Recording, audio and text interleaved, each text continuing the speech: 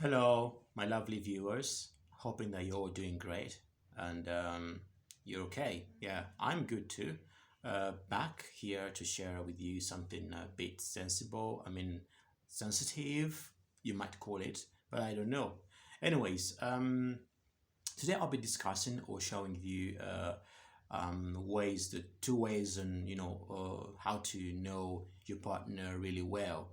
How can you know your partner really well? How can you know your partner really well? Now, two ways that I'm going to give you or share with you to help you get to know your partner really well. Now, you've heard of situations where people decide to move in and live as husband and wife, but things never work out.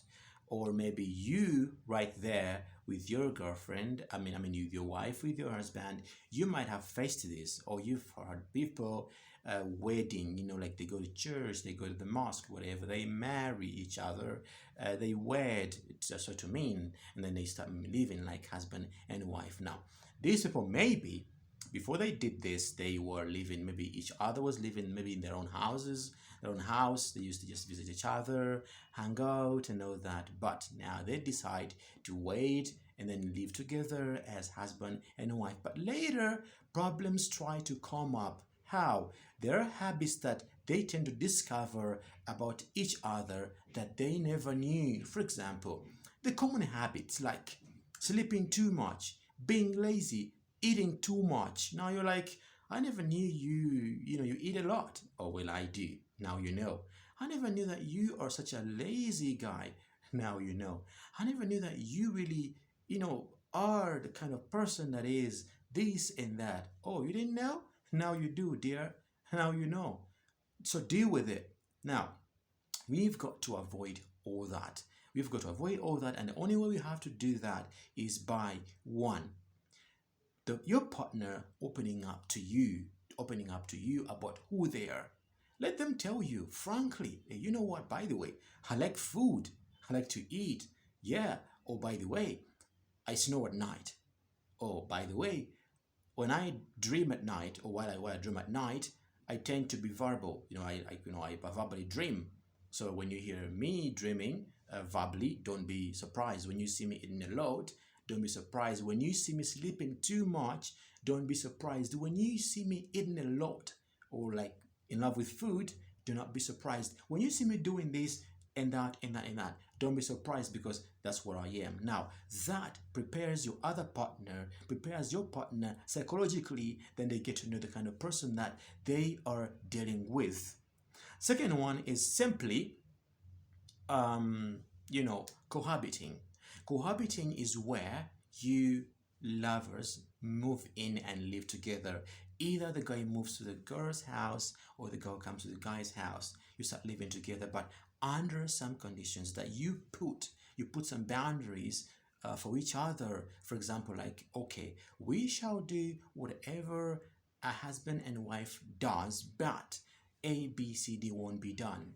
For example, we have to give ourselves time to learn each other more. Okay, I'm not saying that every person does this, or every pair of partners out there does this, but for those who have done it and for those who didn't know, this really works out so nicely. It really works. That's what we miss. That's what we miss. Actually, come together as lovers and decide, like, hey, you know what? I feel like for me to know more about you, you need to be closer to me, and for me for you to know more about me, I need to be closer to you. And only the way you can do that is by simply moving in together and living as lovers, not as wife and husband, but as lovers. The only thing is that you are close to each other, which means that you will monitor each other more easily, and things will actually be easier for each of you to learn about your other part, or learn about your partner. Now, as you do this, as you cohabit, there are things you decide to do. For example, when it comes to bills, how about we share those bills? Okay, how about we do this together? So everything that is happening. You, both of you, are taking part. You are contributing. You are pooling resources.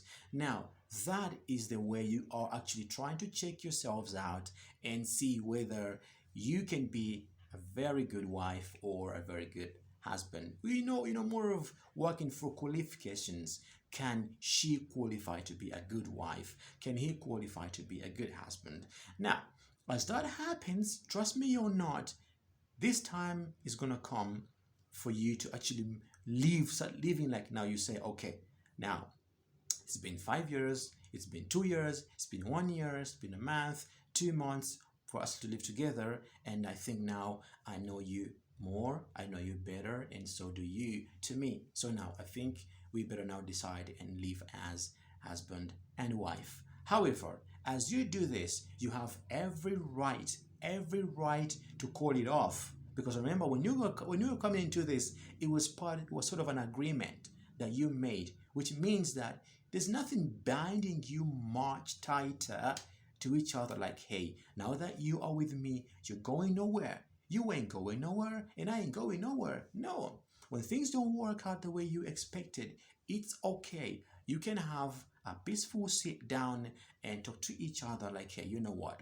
We came into this with this objection, this objective, with this goal, and now it's not working out. So I think, yeah, we've tried enough, and I think it's time we give each other space to try something else elsewhere and see whether things work out or not. Now remember, nothing is binding you, nothing is telling you you're not supposed, you must not separate when things fail.